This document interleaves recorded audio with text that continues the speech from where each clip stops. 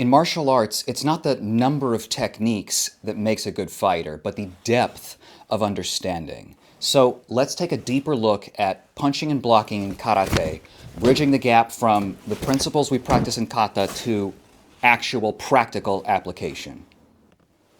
Os, onegai shimasu.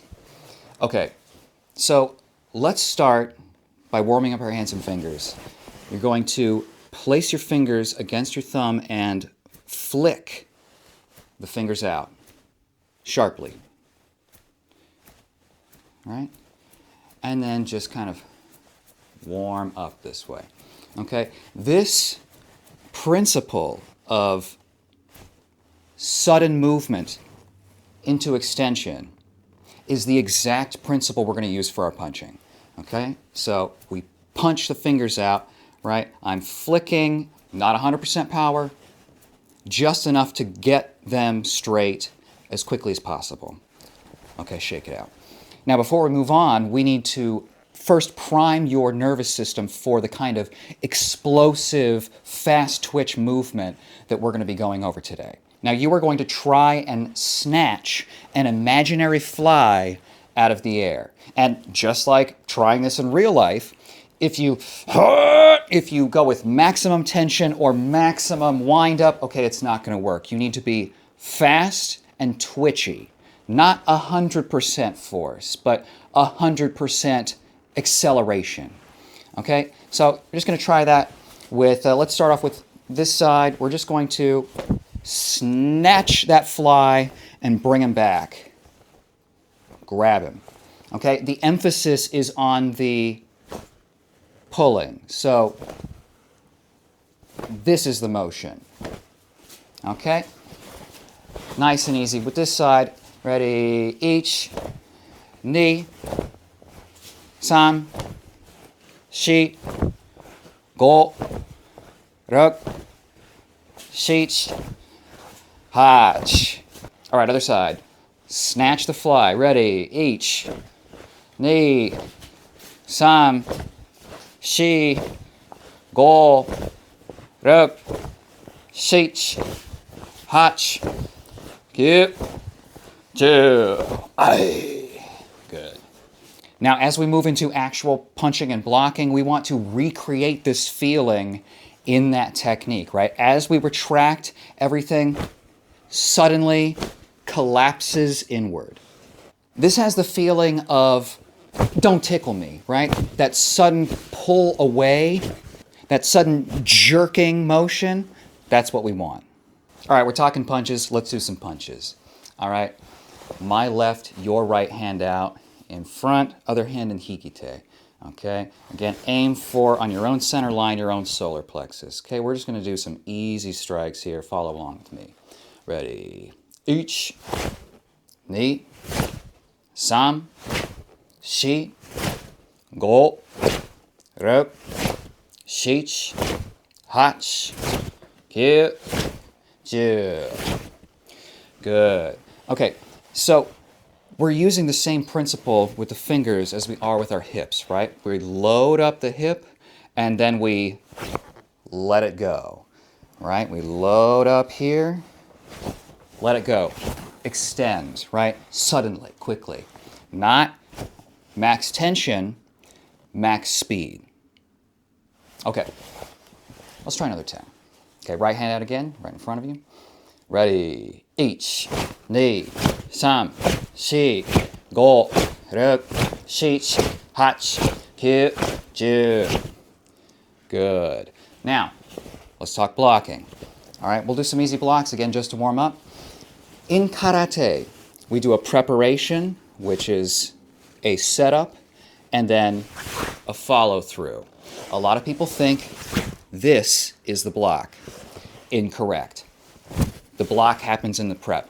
1, the hand comes across the center line, taking the attack, offline here. 1, and then we cross, always the second hand in front of the first, to open up our own firing lane, to get control of that arm. It has a number of applications. So for soto uke, outside block, we prep like this. One hand on top, other hand beneath the elbow. Okay, so the first hand crosses in front. Okay, it is not this, pulling down. You pull through the center. Okay, we fire all of our techniques to the center. We have to deliver them through the center, and the blocks go through the center as well. So it comes across the center before we finish. 1, 2, 1, 2. All right, let's try that as 2 counts together. My left, your right hand up. Ready. Each. 1, 2. Knee. 1, 2. Sam. 1, 2. Shi. 1, 2. Go. 1, 2. Rok. 1, 2. Shich. Hach. Yame. Good. Okay, so crossing here, open up. Now let's look at agyuke, rising block. Okay, again, the first hand comes across the midline. You have to intercept the attack first. Then you cross in front of the first hand and open up. Agyuke, making our runway for any attacks that might come at the head. Now, what's really important for today's lesson and in general is the transition between the agyukes. Okay, so we're open here, 1. We come down and across to prep for the second one, right? We don't come straight down. We cover our head. Okay, so see what's happening here. It is not my fist coming down. It is the elbow that initiates crossing in front. I'm trying to pinch my elbow to my rib cage as fast as possible. Okay, so we're here. 1, 1, 1. Not only am I blocking across, I am covering my solar plexus, okay? Here. That explosive contraction towards the center line helps drive the second part of the movement. Let's try it together. We'll do it in 2 counts. Ready? H, 1, 2. Knee, 1, 2. Sam, 1, 2. Shi, 1, 2. Go, 1, 2. Ruk, 1, 2. Shich, hach, cute. Good. That principle of retracting the elbow to your rib cage is one of the most important principles I could possibly teach you. All right, everyone focuses on the extension, the block. People very rarely talk about the retraction or retaining your guard, right? That suddenness is valuable on the way back as well as on the way out towards your opponent. Now, the problem with the way blocks are normally trained or demonstrated is that it's very elementary. 1 and 2 and 1 and 2. Okay, but we're covering a ton of area. Assuming we are always going maximum speed, the only way to make the technique faster is to shorten the distance. It's the same principle as slipping, right? If I miss by an inch or miss by a mile, I miss. It's the same exact thing, right? If you do not need all of this wind-up to block a technique, you shouldn't use it. Okay, this is not adding anything to your block, okay? So let's just cut it out. Punches are a lot like conversations. Unlike a monologue or a kata, you can and will be interrupted. You do not have time for any of this extra. You have to get directly to your blocking position as fast as possible. Now, the Kata Basai Dai has some great examples of this principle in action.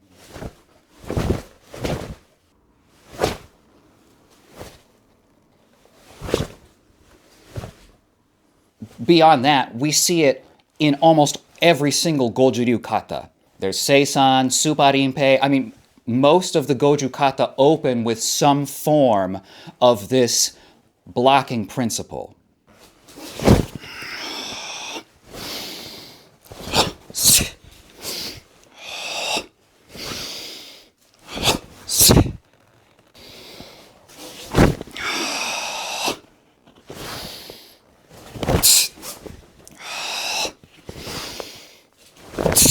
So we may not have the luxury of having an extra prepare to block an attack that is coming on that same side. Remember, every time you launch an attack, you open yourself up, you make yourself vulnerable. So you need to get back into a protected place quickly.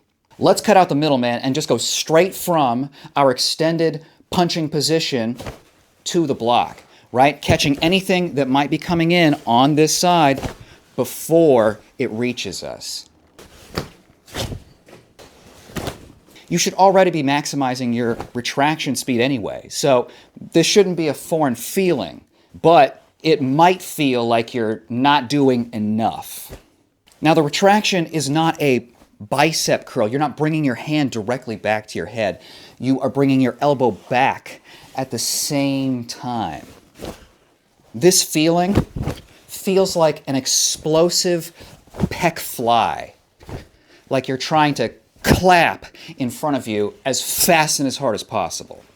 Let's apply this to soto uke after we've already thrown out a punch. Okay, so what I'm going to do is not only contract the bicep, not only move the elbow back, but I'm going to move my hips and shoulders into the block and meet it in the middle.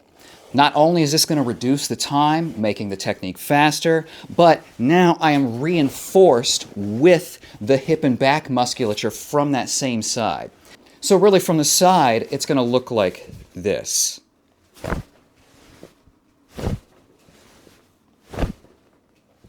I bring myself to the elbow. Elbow and rib cage meet. It is not one or the other. Hand out in front.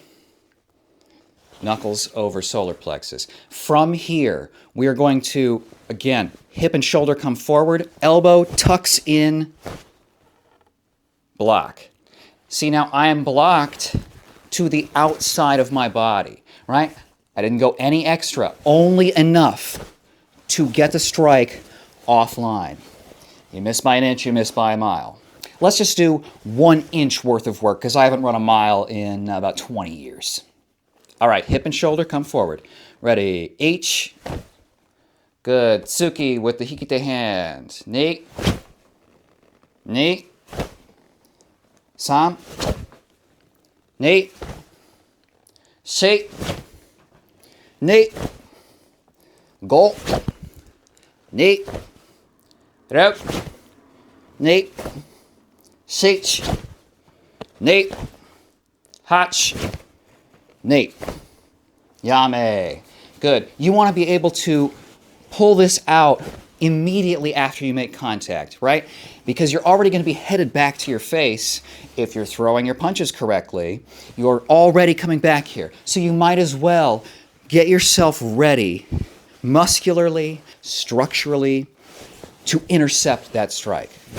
Now, we've talked about soto uke and agi uke, outside and rising block, but what about to the gedan level? What about downward block?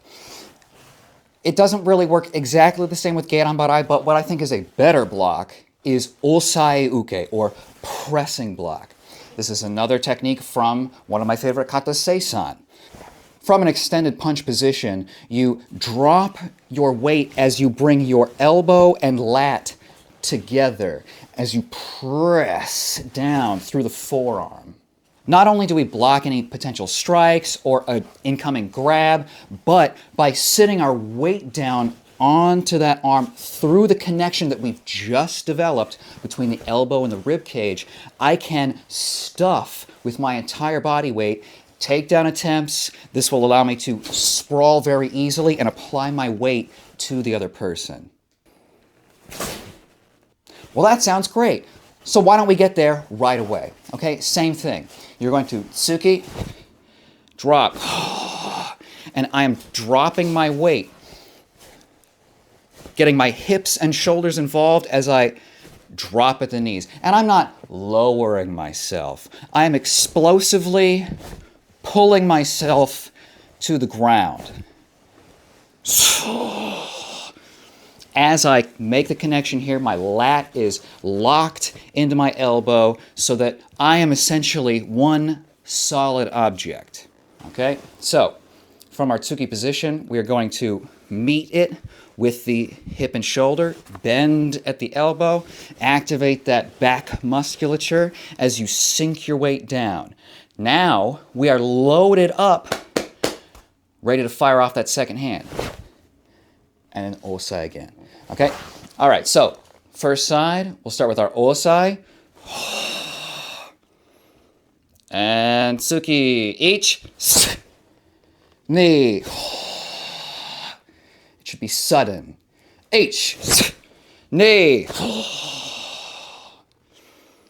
H, knee. Last one, H, knee.